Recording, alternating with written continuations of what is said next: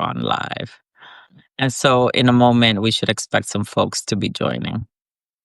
Okay. So it says connecting. And by the way, you'll see some folks comment. Feel free to share any thoughts if you see the comments. Um, and then, of course, we'll get back to folks as well after the live event is finished. So we have some folks who are joining now. I'm super excited to be here with our dear friend Berto Aguayo, who's joined Latino Victory most recently in Chicago with Governor Pritzker. And of course, I want to say hello, Catherine Pichardo here, President and CEO at Latino Victory, building Latino political power at all levels of government so that our voices and values are reflected in the policies that move our country forward. So, thank you to those who are joining. As we're moving along, I want to get started out of respect for everybody's time. Berto, thank you so much for joining me for this important conversation. Um, we were most recently together in Chicago. Tell me a little bit about yourself, how you got to this work, and also I'd love to hear about what the underground situation in Chicago is right now. Sure. Well, thank you, Catherine, and thank you, Latino Victory, for having me. I'm really happy to be here. My name is Berto Aguayo, and I am the policy co-chair of the Latino Leadership Council. I'm also an attorney, among many hats that I wear. Um, I was born and raised in the city of Chicago, the South Side to be specific, a largely Mexican American neighborhood called Back of the Yards. Um, and I got into this work. And I'll kind of lay out. I'll try to be brief, but also give enough context. So, I was made in Mexico, but I was raised in Chicago and born in Chicago. My mom came here from Zacatecas when she was 16 years old and pregnant with me, and they settled in Back of the Yards. And for a lot of different reasons, growing up with a single mother, the the fact that there are limited opportunities in my community is one of the communities with the highest rates of youth unemployment, which is also, if you look at the top 10 neighborhoods with the highest levels of gun violence in Chicago, they're also the top 10 neighborhoods with the highest levels of youth unemployment. So folks can come up to their own conclusions, but I think there's a clear connection, and there was certainly a clear connection for me growing up. I didn't have a lot of opportunities. Single mom, single aunt, single grandma. My mom is a hairdresser. My aunt worked at a tortilla factory. My grandma worked at the local McDonald's. And I'm in a 500 square foot apartment with all of them, my two younger sisters, my three younger cousins. And, I just, because of how hard they had to work and the fact there were limited opportunities for me, meant that I was often home alone. I joined the gang when I was 13 years old, but I was able to turn my life around through an opportunity that someone gave me to intern for a city council member when I was in high school. And that led me down a path of leaving the gang. I took a 3-minute beating, went to college. After I graduated college, I founded an organization called Increase the Peace, which is this picture up here of Increase the Peace. We have an office on the same block where I grew up, with the idea of replicating the same kind of employment opportunities that changed my life, but for other young people. Since we started, we've trained about 700 young people in community organizing. Um, and I ran for city council, didn't have a lot of money. I lost. I hit rock bottom financially, and I was And doing Lyft. you didn't have Latino Victory backing you up. Right? Exactly. Yeah, actually, very true. But I remember after that election, I was broke. I had to move back to my mom's. I was a Lyft driver studying for the LSAT, and Increase the Peace was out of my mom's garage. And through the grace of God, I was able to get funding for Increase the Peace, open up an office, get a full ride to Northwestern Law School. I graduated last year from Northwestern Law School in 2024. And I went to law school, and that's kind of what brings me to Latino Victory, with the idea of, to build community change, you need community power. And to build community power, you need organized people, an organized message, and organized resources. And I thought to myself, I want to be able to I can organize people, I can organize a good message, but I'm missing the organized resources. So I went to law school with the idea of becoming a more effective leader, not only for my community, but also to be able to take care of my family and to have the organized resources to build systemic change. And that's why I'm involved with Latino Leadership Council, with Latino Victory Fund, and I'm huge supporter of that work because that's how we get things done. I appreciate that, and thank you for sharing your story. It sounds like many of our stories, right? Hardworking parents, um, that immigrant experience of uh, do your best, and try to progress for ourselves and for our communities, building opportunity not just for ourselves but also for others. And I've actually shared on this channel a few times my own experience as an immigrant, Mm. becoming a US citizen and the pride that I carry with that.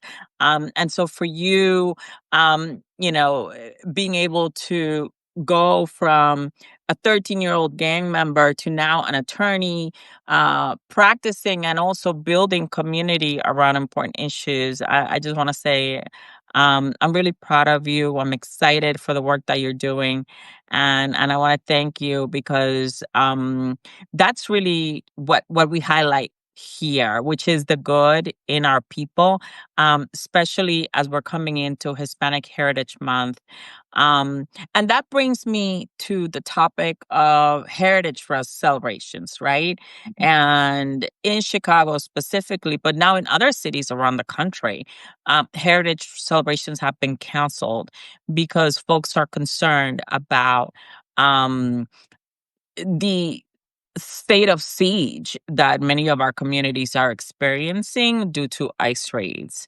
And so, can you tell me a little bit about what's going on in Chicago, what you're feeling on the streets? Um, and how does it feel like based on your experience as a Latino there? Yeah, so I think right now to be a Latino in Chicago uh, is overwhelming and mentally exhausting, right? And so to paint a picture, before I came to this live, I was across the street because there were reports of ICE taking people from court. And so since since maybe about 2 weeks ago, we had heard rumors that there was going to be intensified immigration enforcement activities, at the potential of the National Guard coming. And this weekend, it kind of materialized. So, to paint a picture for folks, on Sunday, at least 5 people were detained by ICE. And mind you, the folks that they have detained, one of them was a street vendor selling flowers on the southwest side of Chicago.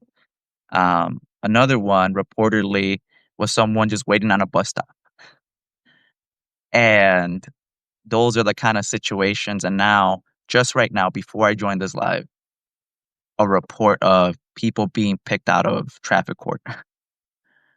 And so that's the situation. Unfortunately, it seems like this is just the beginning. Um, but luckily, folks have been responding. Community has been united in saying, "Hey, fear or we're not going to let them turn our fear or anger against us. We're going to ensure that we continue to celebrate our heritage because not only is it now an act of resistance, but it's an act of resilience. And we're going to make sure that we keep true to our nonviolent, peaceful tradition here in Chicago, right? Like Martin Luther King marched down the streets of Chicago. I am a student of the Institute for Nonviolence and of Kingian nonviolence philosophy, and that's what we're going to continue to do because um, that is how we retake agency and reclaim power. To be united, to be informed, and to not let them take away our joy and our ability to celebrate our Mexican American heritage because this is our country. This is our nation too, and we have to remind folks of how much not only we contribute, but how much we are a part of this country and how we make it great. Um, and so that's what we've been doing. Thank you for that. And, definitely I want to explore a little bit more in terms of what we're doing and what we need to do in terms of resistance and resilience. I love how you framed that.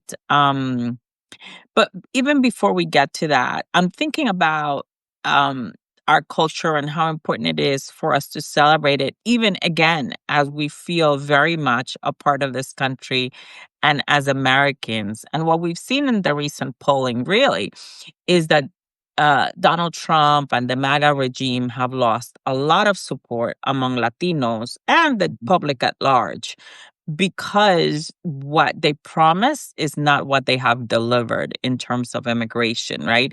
Most people would agree that the immigration system in the United States is broken in many ways. Folks who are doing the right thing, who are following the rules, it takes years for their cases to be adjudicated.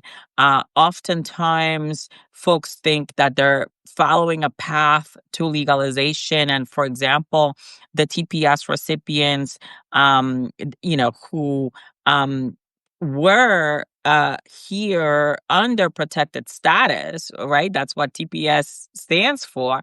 Um, where became a target under this administration, and thankfully there was a decision this past week, which gives some reprieve.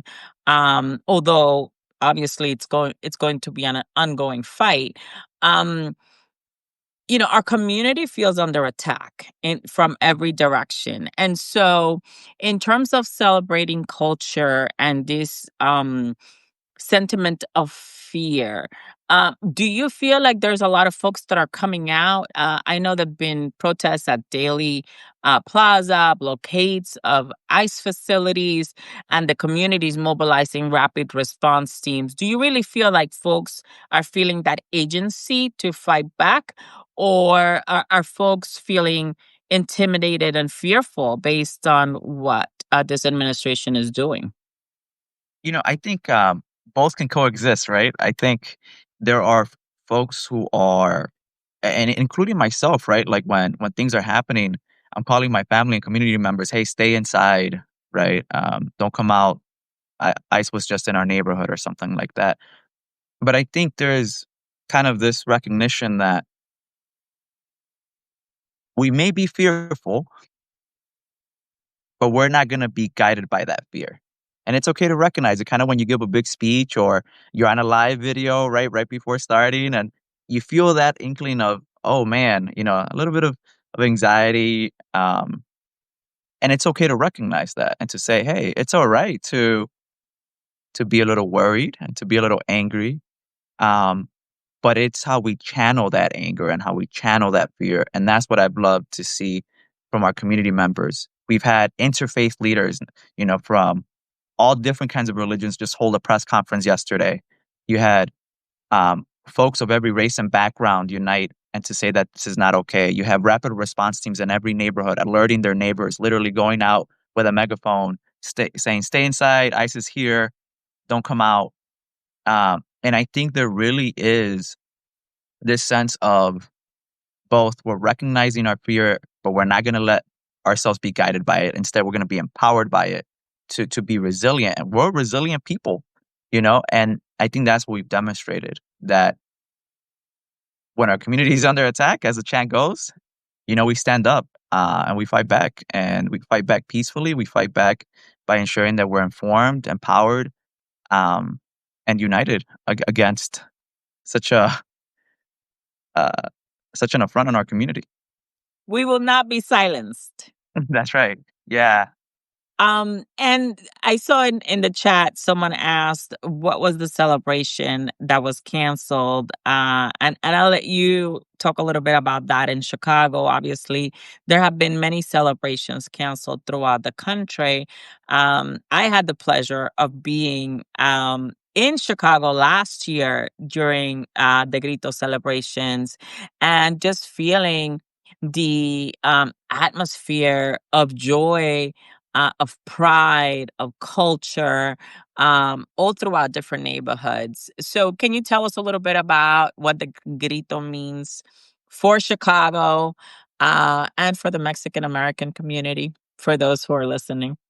Sure. So maybe a little bit of context in terms of Chicago. So a lot of folks don't know that Chicago has one of the largest Mexican populations in the US, right? One out of every five Chicagoans is Mexican.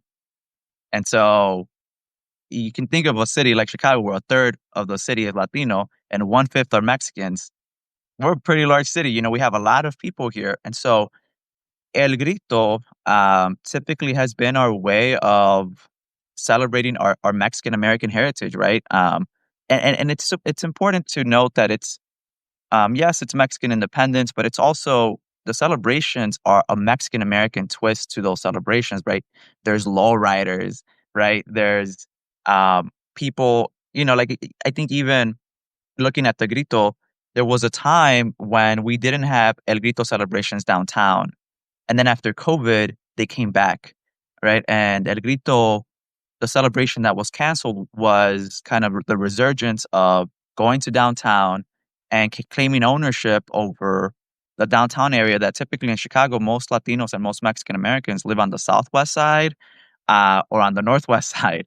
And so to, say, hey, we're part of the city too. We're going to reclaim this space that where, usually Latinos don't live in downtown Chicago, but we're growing. There's a lot of Latinos and businesses living there now. And we're going to have a celebration that dignifies a community that has been yearning for recognition. And so that's what El Grito was.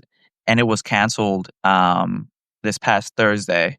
And that's what was canceled. But what wasn't canceled were the Mexican Independence Day celebrations in the Mexican neighborhoods of Pilsen in the Southwest Side and of Little Village in the Southwest Side. I was just at the Pilsen Independence Day parade. We distributed Know Your Rights information. We had a great time. And now the call is, hey, allies and friends, join us at this Mexican Independence Day. Let's show them what we got. Let's show them, how we can celebrate our communities. And also kind of giving a call to folks like myself who are US citizens and saying, hey, if you have citizenship, show up and show out for those who can't. Come by, support local businesses that have been hurt by the reduced traffic. Come wave our Mexican American flags, and to show our community that we're going to move past this and we're going to move beyond this and we're going to do it together and we're going to do it like we know how by celebrating our culture and celebrating our rightful place in this nation. Yeah, and in a way, it's like feeling seen, right? And Latinos are almost 20% of the overall U.S. population. Obviously, in certain communities, more than others. But certainly, we are everywhere, right? We are part of the fabric of this country. Frankly, a country of immigrants. And so to be alive in this moment in time when immigrants are being vilified by an administration that I guess tries to forget our history.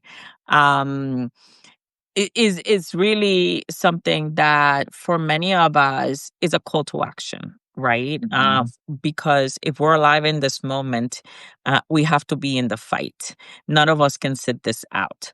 And so I'm thinking in terms of our mission, and again, I thank you for the work that you've done to not only support your community but also support Latino Victory and our mission to build representation for our community at a time when it's most critical to have folks at the table that are going to fight for our interests, fight for our values. Um, what do you think is the most important thing that folks can do in order to be supportive of this fight? I think there's a role for everyone, right? And I think part of what I've been telling folks is that in this struggle, you don't have to do everything, but everyone can do a little, right? And I think about folks who may not be in Chicago, right? Who may want to contribute. I think about you can donate to organizations like the Illinois Coalition for Immigrant and Refugee Rights, like the Resurrection Project, who are doing the Know Your Rights work. And I also think there's a way for folks in Chicago. Um, like I think sometimes we take for granted our presence and our and being informed as a form of power. Like I'm thinking, hey, with the recent decision that came out, right, that we're all seeing that came out of the Supreme Court. Hey, now wearing your sombrero is an act of resistance. Going somewhere, having your sombrero and saying, "Yeah, this is who I am. This is my culture. These are my roots," and honoring our roots really has become a form that there's the old saying that everyone says, our existence is resistance, and that's literally become true, right? You going if you have US citizenship, you were born here, and if you go to the Mexican Independence Day parade with your sombrero, and celebrating and paying homage to our roots, that's one way to support and to be there for your people.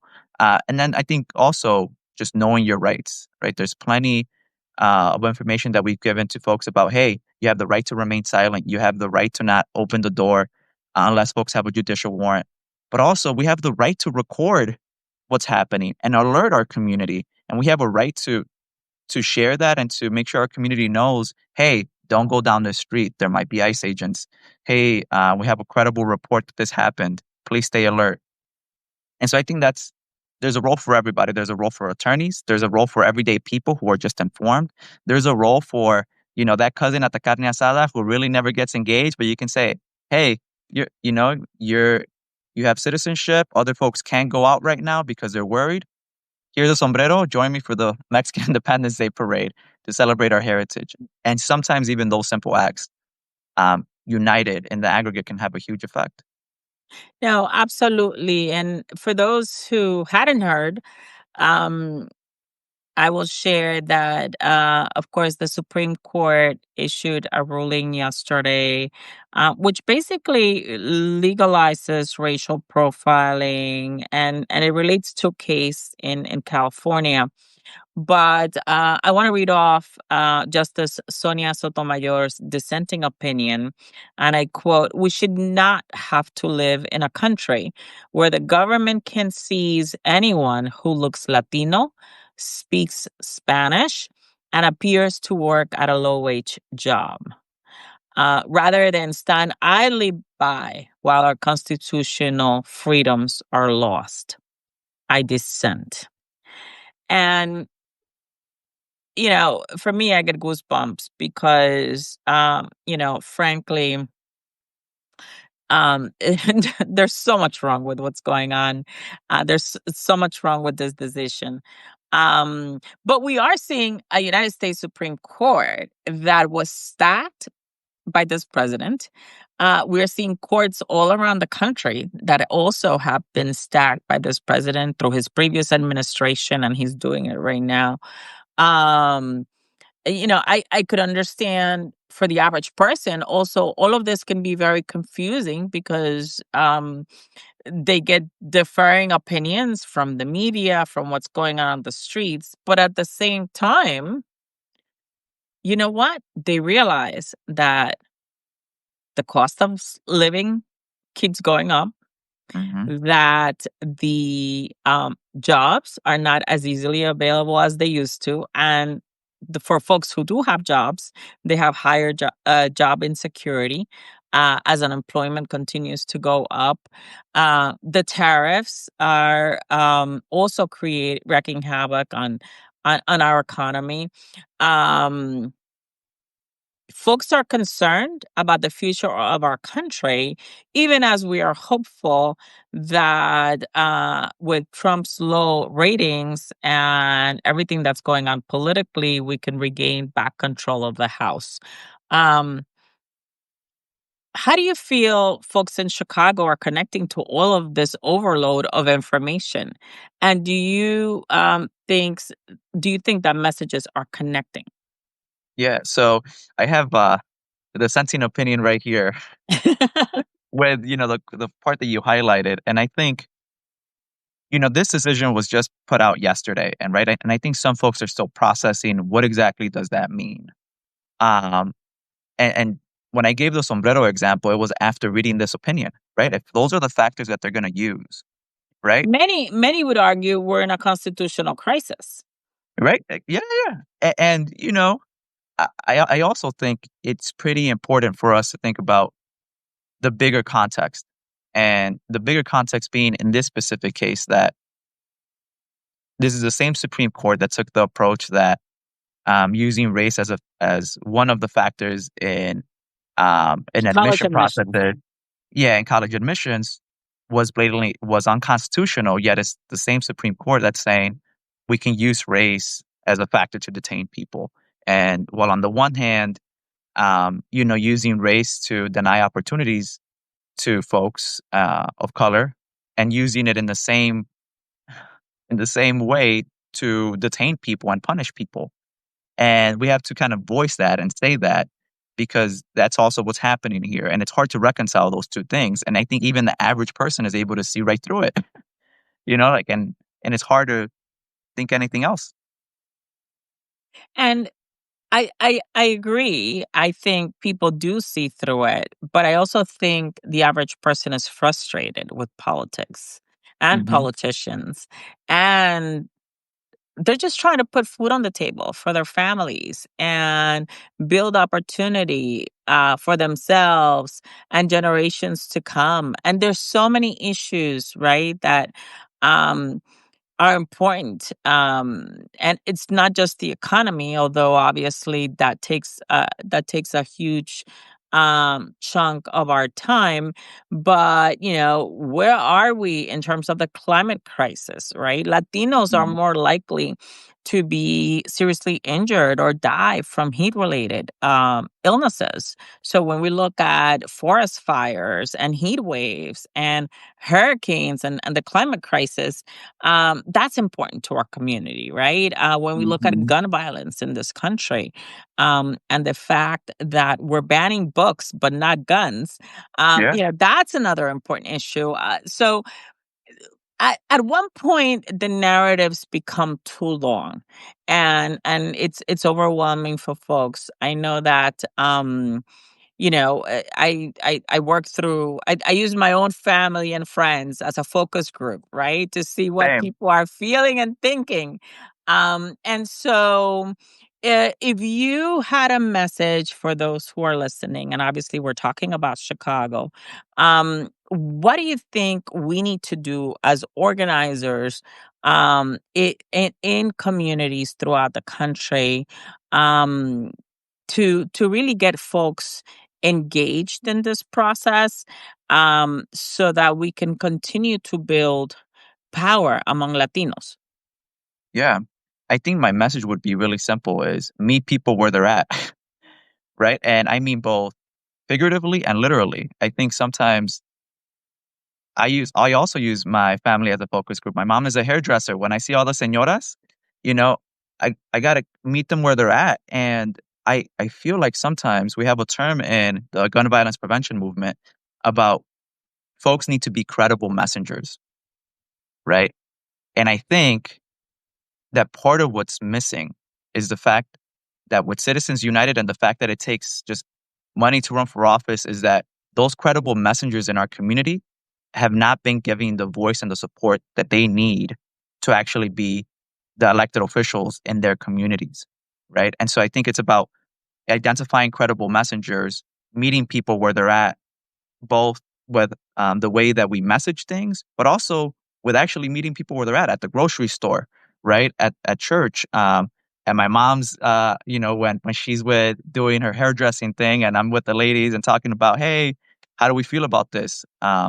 Take it old school. And I think too often, we are focused on organizing in the macro level and we don't even take time to organize our neighbors or know who they are and to figure out what are their interests, what moves them, and how do we connect what moves them to the things that we collectively care about. And I think ultimately the framework for social change is simple. You start with truth, right? Then that truth helps you get to racial solidarity, then to transformation. But you can't have, racial solidarity without talking truthfully, meeting people where they're at, and recognizing their lived experiences that housing is getting too expensive, right? That, yo, how come like my half my check is going to rent, you know? How come my mom has to decide between, damn, do I pay the rent or do I take care of my kids?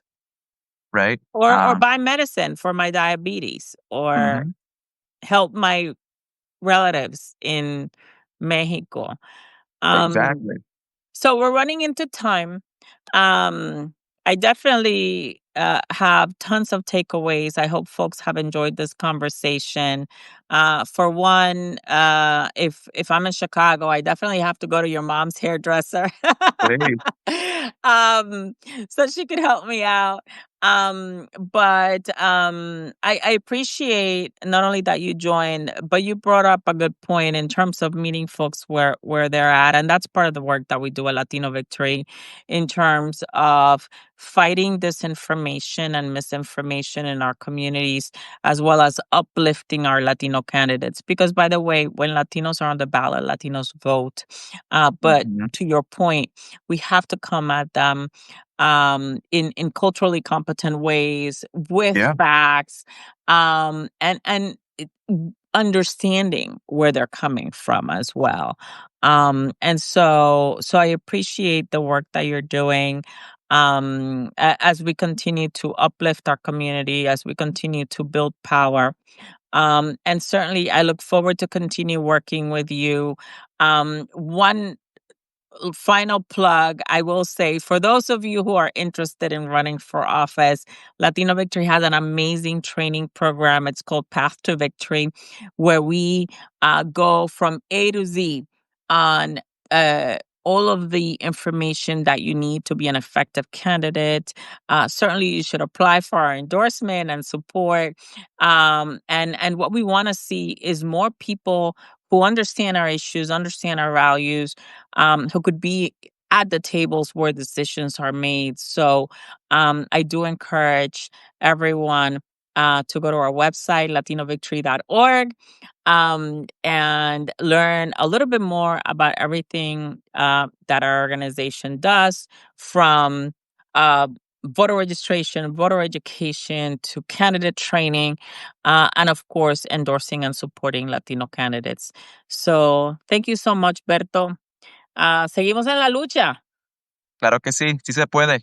Sí se puede. Ciao, everybody. Bye. Adiós.